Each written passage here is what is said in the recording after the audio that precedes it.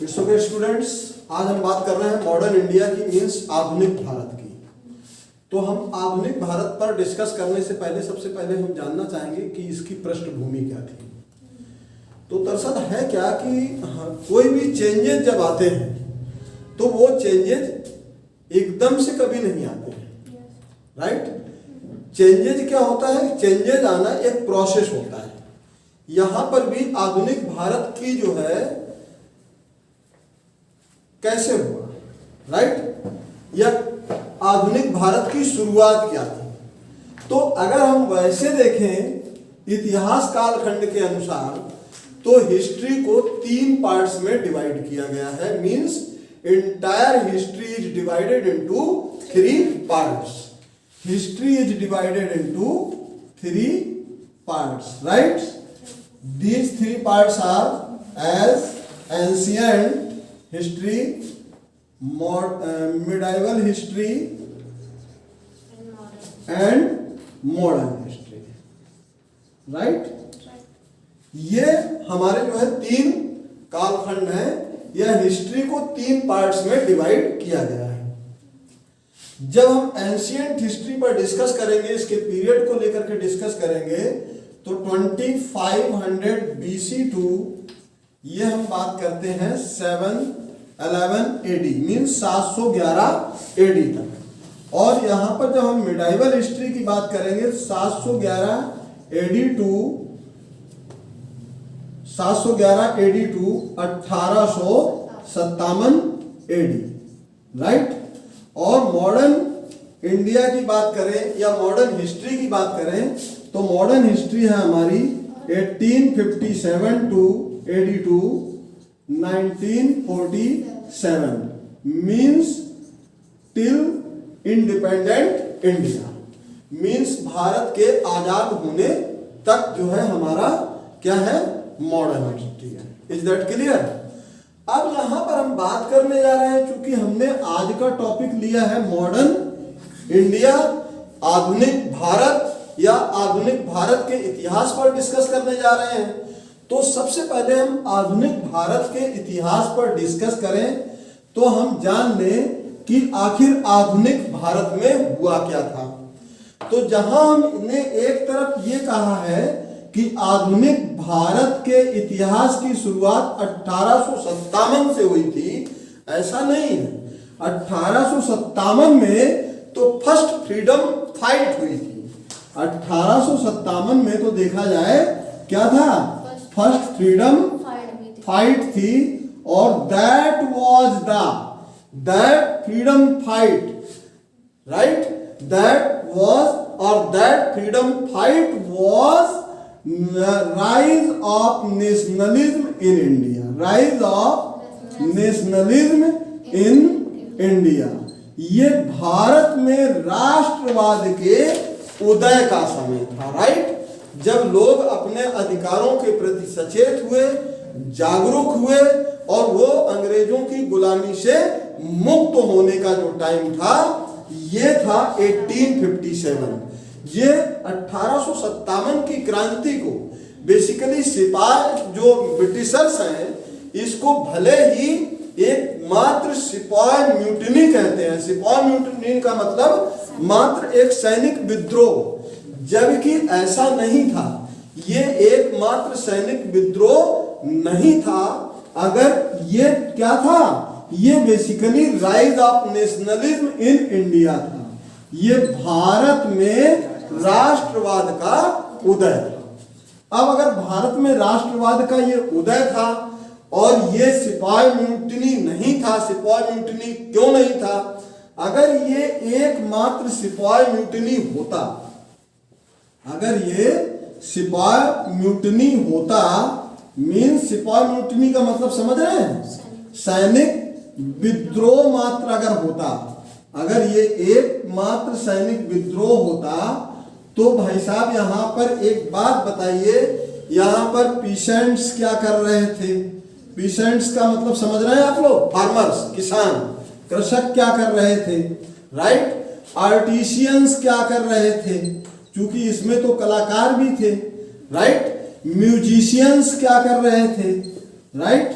Means इसमें संगीतकार भी इस लड़ाई में हिस्सा ले रहे थे, मजदूर भी हिस्सा ले रहे थे, राइटर्स भी हिस्सा ले रहे थे, सैनिक भी हिस्सा ले रहे थे। तो इस 1857 की फ्रीडम फाइट को एकमात्र सिपाही म्यूटिनी कहना क्या है, गलत होगा, because that was the rise of nationalism in India. ये भारत में राष्ट्रवाद के उदय का समय था, लोग अपने अधिकारों के प्रति सचेत हो रहे थे, वो अंग्रेजों की गुलामी से मुक्त होना चाह रहे थे। इनफैक्ट ये तो हो गई वो वाली बात, लेकिन चूंकि हमने कहा कि आधुनिक भारत पर हम डिस्कस करेंगे, तो आधुनिक भारत की बुनियाद कहां से होती है, इसकी शुरुआत कैसे होती है। बेसिकली चूंकि हम बैकग्राउंड इसका आज डिस्कस कर रहे हैं, राइट, तो बैकग्राउंड डिस्कस करने की अगर हम बात करें तो सिंस द बिगिनिंग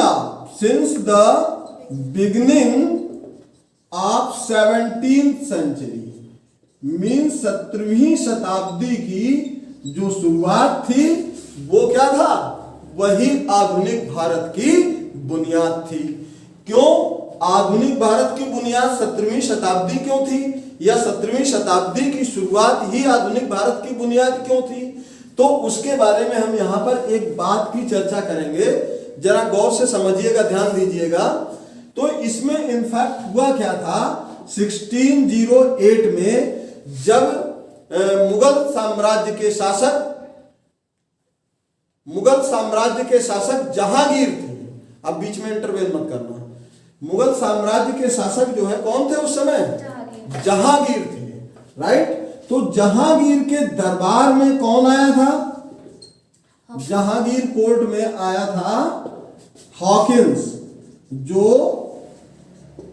ब्रिटेन की क्वींस का जो है क्या लेकर आया था, एक पत्र लेकर के आया था, एक लेटर लेकर के आया था, जिसमें उसे 10 साल के लिए भारत में ट्रेड करने की परमिशन दी गई थी। ट्रेड मींस व्यापार करने की परमिशन लेकर के आया था। और अंग्रेज भारत से क्या व्यापार करते थे, बेसिकली भारत से वो मसाले ले जाते थे और अपने जो है इंग्लैंड में चटपटे मसालेदार सब्जियां खाते थे। अब वो भारत के मसाले खाते खाते वो भारत पर यहाँ के क्लाइमेट, यहाँ की जो है जो जलवायु थी, यहाँ का एनवायरनमेंट था, और भारत के जो लोग थे वो बड़े सीधे साधे थे। और भारतीय लोग ही नहीं, यहाँ के जो राजा थे वो बड़े बेवकूफ थे। जब उन्होंने देखा अरे यहाँ के राजा तो जो है शराब के नशे में ही मस्त रहते हैं, इनको तो एक बोतल पिला दो जागीर ले लो, इनको तो एक भी कुछ भी कर दो ये भी ले लो। तो यहाँ पर होता क्या है कि 1608 में जब इन्होंने ट्रेड करने की परमिशन ले ली, तो धीरे धीरे ट्रेड करते करते करते ये Indians politicals and social matters में भी इंटरवेन करने लगे। सोशल पॉलिटिकल मैटर्स में इंटरवेन कैसे करने लगे कि नहीं नहीं ये इंडिया में गलत है, ये सही है। तो ये कभी कभी पब्लिक इंटरेस्ट की भी बात करते थे। तो जैसे कि पब्लिक इंटरेस्ट की अगर हम बात करें तो ये पब्लिक इंटरेस्ट में क्या बात कर देते थे, अरे भाई तुम्हारी बेटी क्या कर रही है, अच्छा ठीक है ये स्कूल नहीं जाती है, ये तो गलत है, राइट। तो ये हमारा सोशल मैटर्स में इंटरवेन हो गया उनका। बट समवेयर वो इसी समाज में पढ़े लिखे लोग भी होते थे। नहीं, उन्होंने कहा यार बात तो सही कह रहे हैं, इनके यहाँ क्योंकि सब पढ़े लिखे लोग हैं, इसलिए हमारे यहाँ भी लोग अगर पढ़े लिखे होंगे तो हम किसी के गुलाम थोड़ी रहेंगे, या हम थोड़ा ये थोड़ी करेंगे। तो चूंकि यहाँ पर और भी वर्ग जो अंग्रेजों के गुलाम नहीं थे, तो अंग्रेजों की गुलामी से पहले किसी और की गुलामी कर रहे थे, चाहे वो मुगलों की गुलामी ही सही। तो उन्होंने कहा यार ठीक है, अगर पढ़ लिखे ये तो सही बात कर रहे हैं। अब सती प्रथा का विरोध, ये भी हमारा एक सोशल एविल थी। एक सोशल एविल्स मीन्स एक सामाजिक बुराई थी, और इस सामाजिक बुराई को भी खत्म करने के लिए भी उन्होंने ही पहल की, अंग्रेजों ने ही। यद्यपि भारत में सती प्रथा का अंत डॉक्टर राजा राम मोहन राय के द्वारा, समाज सुधारक थे डॉक्टर राजा राम मोहन राय, उन्होंने भी सती प्रथा का विरोध किया था। तो जब भी कभी ये बात आती है कि सती प्रथा का अंत किसने किया था, तो हम लोग अंग्रेजों की बात नहीं कहते हैं, हम कहते हैं डॉक्टर राजा राम मोहन राय साहब ने, जो कि एक समाज सुधारक थे, उन्होंने सती प्रथा का अंत किया। बट ऐसा है नहीं। राजा राम मोहन राय साहब ने विरोध किया था, लेकिन कड़ाई से कानून बना करके इस बुराई को अंत जो है ब्रिटिशर्स ने ही किया था। Is that clear? तो ये पॉइंट आपको बहुत अच्छी तरीके से क्लियर हो जाएगा कि अगर सती प्रथा पर अगर कभी कुछ लिखने की बात आए तो आप उसको कैसे लिखेंगे कि भारत के समाज सुधारक या समाज सेवी, समाज सुधारक डॉक्टर राजा राम मोहन राय ने इस सामाजिक बुराई या सती प्रथा जैसी सामाजिक कुरीति का विरोध किया, किंतु अंग्रेजों ने या ब्रिटिश गवर्नमेंट ने, ब्रिटिश सरकार ने इस पर कानून बना करके सख्ती से इस बुराई का अंत किया। क्योंकि ब्रिटिशर्स ने कानून बना दिया था कि अब अगर किसी की बहू को या बेटी को इस तरह से जिंदा जलाया जाएगा तो that will be the violence of human rights, ये मानवाधिकारों का हनन होगा और उस पर हम जो है क्या चलाएंगे, हत्या का मुकदमा चलाएंगे, उसे फांसी भी दे सकते हैं या लाइफ टाइम इम्प्रिजनमेंट भी कर सकते हैं, मतलब उम्र कैद, जेल भी करवा सकते हैं। तो जब इस तरह का कड़ा कानून बन गया तो लोगों को, बहुओं को या बेटियों को जिंदा जला करके मारना बंद कर दिया। Is that clear? तो यहां पर हम चूंकि आधुनिक भारत की ये शुरुआत देखिए कितनी अच्छी हो रही है कि ये हमारे इंटरेस्ट की बातें करते करते और हमारे अधिकारों की बातें करते करते इन्होंने अपने इंटरेस्ट इस हद तक डेवलप कर लिए, एकमात्र इंपीरियलिज्म मींस विस्तारवादी सोच के तहत कि ये इन्होंने धीरे धीरे हमको भारत को अपनी कॉलोनी बना दिया। अब भारत को कॉलोनी बनाने की एक्सरसाइज तो इन्होंने कहां से शुरू कर दी? 1757 से, मींस प्लासी के युद्ध से। अब प्लासी का जो युद्ध हुआ, इसी के बाद से इनको दीवानी राइट्स मिल गए। फिर एक हमारा 1764 का जो बक्सर का युद्ध हुआ था, इससे भी कुछ इनको और अधिकार मिल गए। अब होता क्या था कि चूंकि हमारे यहाँ जो वो राजा थे, मुगल शासक थे, वो सही मायने में या तो औरतों में अय्याशी में व्यस्त रहते थे या शराब पी करके मस्त रहते थे, या तो अय्याशी में व्यस्त या शराब पी करके मस्त। तो कुल मिलाकर के दोनों ही मामलों में वो रहते मस्त थे। अब देश लूट रहा है या प्रजा लूट रही है या वो खुद गुलाम हो रहे हैं, इस बात का उन्हें होश नहीं था। इनफैक्ट अंग्रेजों ने फायदा किस चीज का उठाया था? फायदा इन्होंने यहां पे उठाया था कि ये मुगल काल के लिए 1777 मींस औरंगजेब की डेथ के बाद, कब? After the death of Aurangzeb की मृत्यु के पश्चात जो भी मुगल रूलर्स आए, वो मुगल रूलर्स उतने ताकतवर नहीं थे जितना कि औरंगजेब था। Means Aurangzeb was more powerful than that of futures Mughal rulers. जो अपकमिंग मुगल रूलर्स, जो आने वाले मुगल्स के शासक थे, जो उसके सक्सेसर्स थे, जो उसके उत्तराधिकारी थे, वो उतने शक्तिशाली नहीं थे जितना कौन था? औरंगजेब था। तो औरंगजेब की मृत्यु के पश्चात अब जो है क्या हो गया, भारत में विघटन होने लगा। मींस जो छोटे छोटे राज्य थे, स्टेट्स थे, जैसे चाहे उधर मराठों का उदय होना शुरू हो गया था, मराठा शक्तियां बहुत तेजी से उभर करके आने लगी थी। मराठा शक्तियों ने तो औरंगजेब को भी कई बार टक्कर दी है, राइट? तो मराठा शक्तियों इधर बंगाल में, इधर पंजाब में, कर्नाटका में, मींस इस तरह से जब मुगल दरबार का या मुगल राज्य का या मुगल शासन काल का जब विरोध शुरू हो गया, तो उस विरोध से जो है का फायदा उठाया किसने? अंग्रेजों ने इसका भरपूर फायदा उठाया। अब ये देखिए ये क्यों कमजोर होने लगे?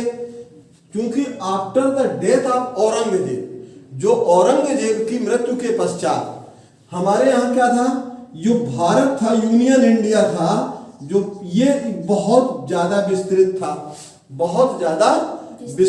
मतलब भारत बहुत विशाल देश था। और इसके जो औरंगजेब के जो सक्सेसर्स थे वो क्या थे? सक्सेजर्स जो उत्तराधिकारी थे वो बहुत वीक थे, कमजोर थे। अब सक्सेजर्स कमजोर हो और ये जो है सक्सेजर्स कमजोर थे, अंग्रेज इसी कमजोरी का फायदा उठा रहे थे। अब इन्होंने क्या किया, अंग्रेजों ने कि दीवानी राइट्स तो ले ही लिए थे। 1757 में इन्होंने दीवानी राइट्स लिए और ये भी देखा कि मुगल शासक बहुत कमजोर हैं, इनको हम जैसे चाहेंगे वैसे मोड़ लेंगे, और भारत में एक तरह से एनार्की शुरू हो गई थी। तो इन्होंने क्या किया, प्लासी का युद्ध, बक्सर का युद्ध, इसके बाद सोशल पॉलिटिकल मामलों में इंटरवेन करना शुरू कर दिया और भारत को गुलाम बनाने की एक्सरसाइज शुरू कर दी। मीन 1773 में जो है ये क्या ले आए, चार्टर एक्ट ले आए। चार्टर एक्ट ले आए। चार्टर एक्ट के बाद इन्होंने जो है कंपनी को क्या कर दिया, इसी के बाद ब्रिटिश ईस्ट इंडिया कंपनी, इसको जो है क्या कर दिया, रेगुलराइज कर दिया, राइट, और भारत को अपनी कॉलोनी बना लिया। अब जब भारत को कॉलोनी तो बना लिया, लेकिन भारत को अपनी कॉलोनी कभी भी इन्होंने ऑफिशियली एडमिट नहीं किया, कभी स्वीकार नहीं किया, या कभी माना नहीं कि भारत हमारी कॉलोनी है। क्योंकि जैसे ही ये इस बात को एक्सेप्ट कर लेते हैं कि भारत हमारी कॉलोनी है, तो फिर इन पर एक चार्ज, एक आरोप तो ये भी लग जाता है कि अगर आपकी कॉलोनी है तो आपने भारत का एक्सप्लॉयटेशन भी किया होगा, अर्थात शोषण भी किया होगा, राइट। तो वो कहेंगे कि नहीं, क्योंकि आइडियोलॉजी जो है आपकी कॉलोनियलिज्म की, मीन्स जो उपनिवेशवाद, कॉलोनियलिज्म मीन्स उपनिवेशवाद, उपनिवेशवाद की जो अवधारणा है, जो विचारधारा है, वो बेसिकली किस पर, शोषण पर आधारित है। उपनिवेशवाद ये कहता है कि कॉलोनी के कोई अपने राइट्स या इंटरेस्ट नहीं होते हैं, जो भी राइट्स या इंटरेस्ट होते हैं वो उसकी मदर कंट्री के होते हैं। जब कॉलोनी के कोई राइट्स ही नहीं होते हैं तो कॉमन सेंस की बात है कि उनका फिर तो एक्सप्लॉयटेशन ही होता है। आज अगर हम कोई बात करते हैं, because of we are living in independent India, हम एक स्वतंत्र भारत में रह रहे हैं, और जब आजाद भारत में रह रहे हैं तो आजाद भारत में हमें अपनी बात कहने का अधिकार है, हम किसी का भी विरोध कर सकते हैं। विरोध करने के लिए आज देखिए लोग प्रधानमंत्री का विरोध करते हैं, प्रधानमंत्री के बारे में खुल करके बोलते हैं, लेकिन जब हमारे कोई राइट्स ही नहीं होंगे तो फिर क्या है, राजा इज सर्वोपरि, राइट। तो फिर ये होगा कि नहीं, अब वहां पे क्या था, वहां पर हमारे कोई अपने राइट्स नहीं थे, इसलिए जो है हम क्या हो गए, गुलाम हो गए। Is that clear. तो चूंकि कॉलोनियल मीन्स उपनिवेशवाद की जो विचारधारा है वो बेसिकली शोषण पर आधारित है। बट जब मार्क्स ने कहा था, कार्ल मार्क्स ने, कि सर आप उनकी बात तो करते हो, आप उनकी बात तो करते हो कि भाई वहां के जो लोकल रूलर्स थे, जो लोकल राजा थे, वो डेस्पोटिज्म हो गए थे, मतलब अनार्की हो गए थे, मतलब मनमाना स्वरूप अपना रहे थे, आर्बिट्रेरी कर रहे थे। आपकी आर्बिट्रेरी के बारे में क्या कहें, आपकी डेस्पोटिज्म के बारे में क्या कहें, आपके जो है क्या कहते उसके मनमाने स्वरूप के बारे में क्या कहें। तो उन्होंने कहा नहीं नहीं, हमने भारत के साथ मनमाना किया ही नहीं, भारत का तो विघटन हो रहा था, तो हमने उसको यूनाइट इंडिया बनाने के लिए उनको जो है सिर्फ राजनीति करना सिखाया है, उनको शासन करना सिखाया है, इंडिया को यूनाइट किया है, उन्हें हमने राजनीति सिखाई है कि देखो राज्य कैसे चलाया जाता है और जनता को कैसे खुश रखा जाता है। इसलिए वो कभी भी, चूंकि ये कभी एक्सेप्ट करते ही नहीं है कि भारत उनकी कॉलोनी थी, राइट। अब कॉलोनी की शुरुआत कहां से होती है, कॉलोनी की जो शुरुआत, अगर जब हम किसी को अपनी कॉलोनी बनाने के बारे में सोचेंगे तो उसकी बुनियाद होती है, उसका सीडिंग किया जाता है इंपीरियलिज्म से। किससे, इंपीरियलिज्म से। मींस जब हमारी सोच विस्तारवादी होगी तभी हम दूसरे की सीमा में जाएंगे। और जब ये अंग्रेजों ने धीरे धीरे बड़ी ही चालाकी से भारतीय शासकों का क्योंकि बेवकूफ तो थे ही शराब पी करके अगर मस्त रहे व्यस्त रहे, राइट, तो उसका फायदा इन्होंने उठाया। लेकिन हाँ, इसमें भी एक अच्छी बात ये थी, क्योंकि ये पब्लिक इंटरेस्ट में बातें करते करते, पब्लिक सोशल वेलफेयर की बातें करते करते, ये भारत में लोगों को इन्होंने पढ़ना लिखना और पढ़ने का जो सबको अधिकार दे दिया, जिससे क्या हुआ, जब लोग पढ़े लिखे हो गए, लोग अपने अधिकारों के प्रति सचेत हुए, जागरूक हुए, तो उन्हें लगने लगा कि यार ये ब्रिटिशर्स हमको पढ़ाते तो हैं क्या, डेमोक्रेसी पढ़ाते हैं और झिलाते क्या हैं, मोनार्की झिला रहे हैं, मीन्स पढ़ा रहे हैं लोकतंत्र और हमको झेलने पर विवश कर रहे हैं राजतंत्र।